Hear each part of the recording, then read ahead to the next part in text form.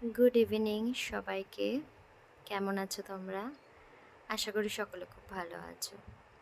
কিন্তু তোমাদের বলে দিই, আমি একদমই ভালো নেই। কারণ মেন্টালি একটু ডিস্টার্বড আছি। তো কেন ভালো নেই সেটা তোমরা জানতে পারবে। তার জন্য পুরো ভিডিওটা তোমরা দেখতে থাকো। আসলে আজকে আমি তোমাদের সাথে আমার ডেইলি রুটিন ডিসকাস করতে এখানে আসিনি।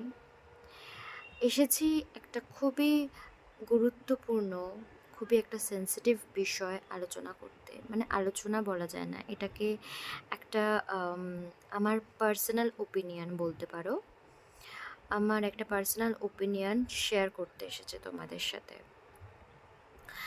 মানুষ তো অনেক কিছুই ভাবে মনে মনে, মানে কোনো ঘটনা যখন ঘটে যায় তখন নিজের মনে মনে অনেক কিছুই ভেবে থাকে, কিন্তু সেটা শেয়ার করার সাহস বা দুঃসাহস বলতে পারো, কোনোটাই কিন্তু কারোর হয়ে উঠতে পারে না।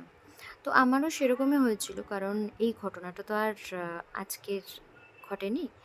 এই ঘটনাগুলো বহু বছর থেকে ঘটে আসছে, যদিও এখন অনেক বেশি পরিমাণে ঘটছে, কিন্তু সেগুলো তো আমাদের হাতে নেই, তাই না?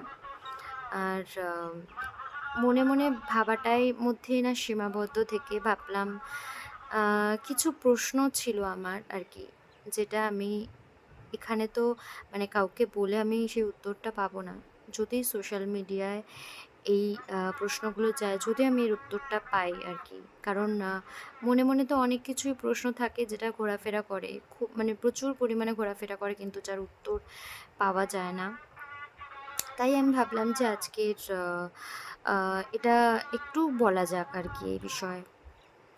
তো তোমরা সকলেই নিশ্চয়ই অবগত রিসেন্টলি ঘটে যাওয়া যে ঘটনাটা আরজি কর হসপিটালে যেটা ঘটেছে, সে ব্যাপারে নিশ্চয়ই তোমরা সবাই অবগত। তো আমি এটাই বলতে চাই যে শুধুমাত্র এই মোমবাতি মিছিল করে, হাতে একটা মোমবাতি ধরে প্রতিবাদ জানিয়ে কি এর থেকে রেহাই পাওয়া যাবে? আদৌ পাওয়া যাবে? আমার কিন্তু মনে হয় না। আমার মনে হয় না যে শুধুমাত্র এই জানোয়ারগুলোকে, যে জানোয়ারগুলো এই সমস্ত কাজকর্মগুলো করেছে, জানোয়ারই বলবো, অবশ্যই তাদেরকে মানুষ বলে গণ্য করা যায় না। এরা একটা জন্তু জানোয়ার। তাই এদেরকে শুধুমাত্র কি জেলে ভরে দিলেই কি এদের শাস্তি হয়ে যাবে? তোমরা কি মনে করো? কারণ আমার কিন্তু কোনোভাবেই এটা মনে হয় না যে শুধুমাত্র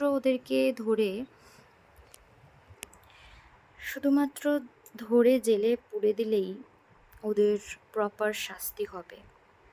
এটা আমার কিন্তু মনে হয় না। তো আমার কিছু প্রশ্ন আছে। ধর্ম ধর্ম নিয়ে যারা পড়াশোনা করেছেন, যারা গীতা পাঠ করেছেন, পুরো গীতা যাদের একদম পড়া আছে আর কি, পুরো গীতা পাঠ, মানে গীতার সম্পূর্ণ প্রত্যেকটা লাইন সম্পর্কে তারা অবগত। তারা নিশ্চয়ই জানবেন, মানে জানবেন কেন, আমার থেকে অবশ্যই তারা অনেক বেশি জানেন। যতদূর আমি জানি যে নাকি পৃথিবীতে মানে কোনো কাজ, একটা গাছের পাতা পর্যন্ত ভগবানের ইচ্ছা ছাড়া নাকি হয় না। তাহলে এত মর্মান্তিক দুর্ঘটনা, মানে এতটা, মানে কি বলবো, এতটা মানে পাশবিক দুর্ঘটনা কি করে ঘটে যাচ্ছে ভগবানের ইচ্ছের বিরুদ্ধে? মানে মানে ঠাকুর কি এটা এইগুলো তো দেখছেন, ওনারা তো দেখতে পাচ্ছেন, তারপরেও এগুলো ঘটছে। এটা এটা কেন হচ্ছে? মানে আমরা কি ক্রমশ একটা অন্য জগতে প্রবেশ করছি? মানে যে জগতে আমরা জন্ম নিয়েছিলাম, অন্তত আমাদের ছোটবেলাটা যেরকম কেটেছে, একটা সম্পূর্ণ আলাদা জগৎ দেখতে পাচ্ছি এখন, যে জগতে একদমই মানে থাকার যোগ্য নয়।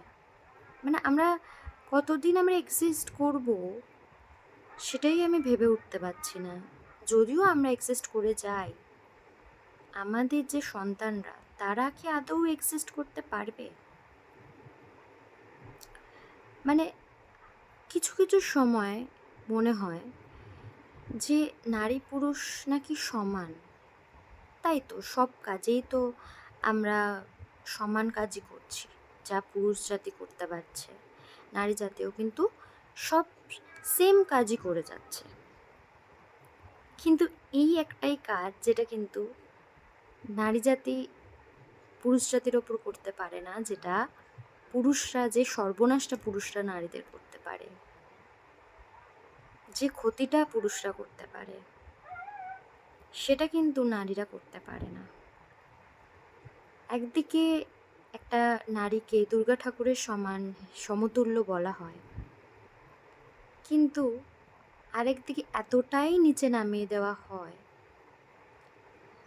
তখন মনে হয় যে একটা মেয়ে হয়ে জন্ম নিয়ে বোধহয় কোনো পাপ কাজ করেছি।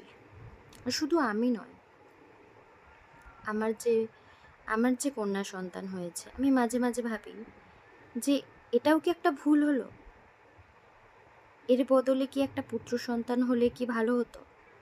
কারণ সারাক্ষণই তো একটা টেনশন কাজ করবে, সারাক্ষণ প্রতি মুহূর্তে একটা ভয় কাজ করবে, যেটা এখন করছে। হ্যাঁ, এই সমস্ত ঘটনা যখন ঘটে, তখন নিজেদেরকেই এতটা আনসেফ মনে হয়, নিজেদের বাড়িতেই নিজের ভয় লাগছে থাকতে। নিজের বাড়িতে, যেটা নাকি সব থেকে সেফ জায়গা একটা মেয়ের জন্য, নিজের বাড়িতেই নিজেকে আনসেফ মনে হচ্ছে।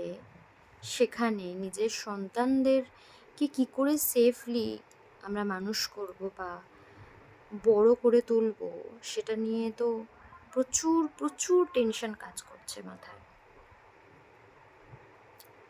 আমরা তো যেভাবে হোক বড় হয়ে গেছি, ভালোভাবেই হয়েছি। এতটা অত্যাচারিত সমাজের মধ্য দিয়ে আমাদেরকে থাকতে হয়নি। কিন্তু এখন যা অবস্থা দেখছি, তাতে বুঝতে পারছি না যে একটা মেয়ে সন্তান হয়ে জন্ম নেওয়াটা কতটা সুখকর হবে। প্রতি মুহূর্তে ভয় লাগছে। যে কোনো যে কোনো পুরুষ মানুষকে দেখেই যেন হাত পা কেঁপে উঠছে। কখন কার সাথে কি ঘটে যাবে কিছুই বলা যাচ্ছে না।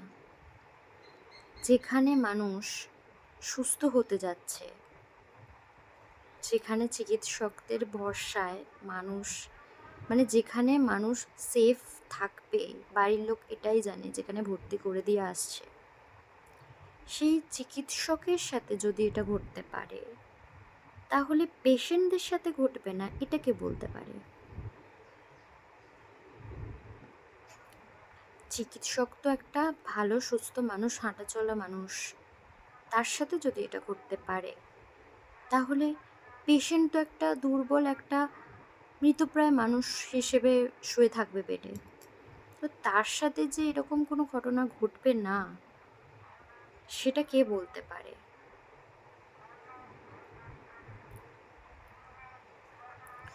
প্রতিটা জায়গায়, প্রতিটা স্থানেই মেয়েরা এখন যেতে ভয় পাবে। গা শিউরে উঠবে যখনই মনে পড়বে এই সমস্ত ঘটনাগুলো কথা। তো আমার প্রশ্নটা ছিল, সেই সব ধর্মগুরুই বলা যায় ওদের, যারা ধর্মের আচারী, মানে যারা গীতা পাঠ করেছেন, গীতায় কি এমন কিছু লেখা আছে যেখানে আমাদের এর থেকে বেরোনোর কোনো রাস্তা, মানে মেয়েদেরকে আরও কিভাবে উন্নত করা যায়, বা কিভাবে চললে এই সমস্ত ঘটনা থেকে তারা সহজে বেরিয়ে যেতে পারবে, এরকম কিছু কি ভগবান আমাদের আগে থেকে বলেছেন, যেটা আমাদের জানা নেই? নাকি এইভাবেই কোনো একদিন শেষ হয়ে যাবে এই জগৎ?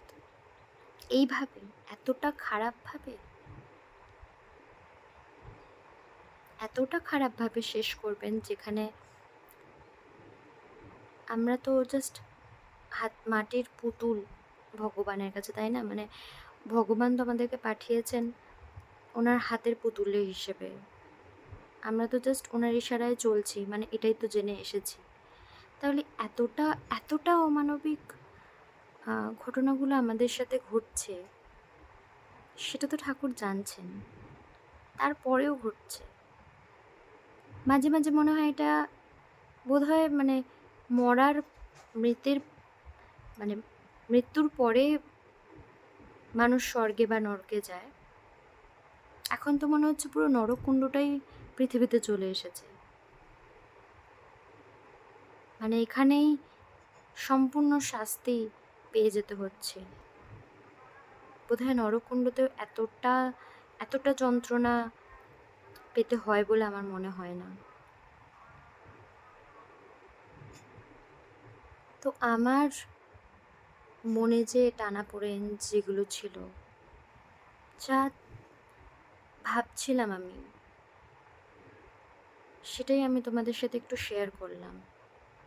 এটাকে কেউ কোনো পার্সোনাল অ্যাটাক হিসেবে নিও না। আমার জাস্ট মনে হলো এটা আমার বলা উচিত, তাই আমি এটা শেয়ার করলাম।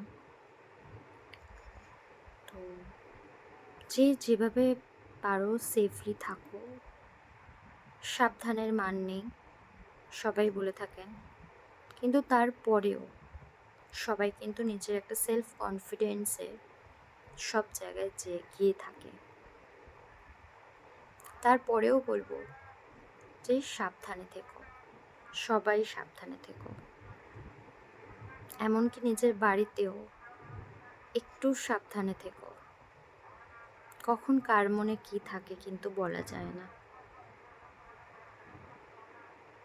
ভালো থেকো, সাবধানে থেকো।